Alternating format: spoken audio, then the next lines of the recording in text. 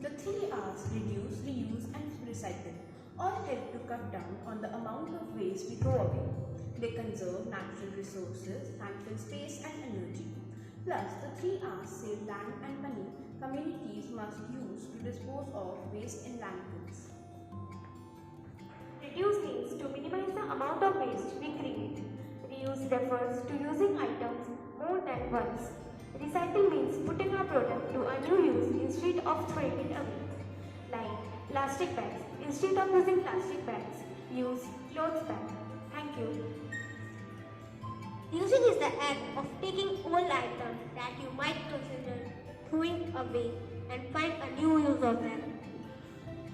Like this plastic bottle. When we cut this plastic bottle, it is like a pencil stand or we can plant a tree.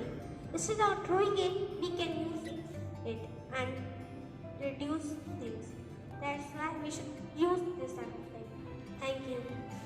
Recycling is the process of collecting and processing material that would otherwise be thrown away as trash and turning them into new products. Recycling can benefit your community and the environment. Thank you everyone for watching.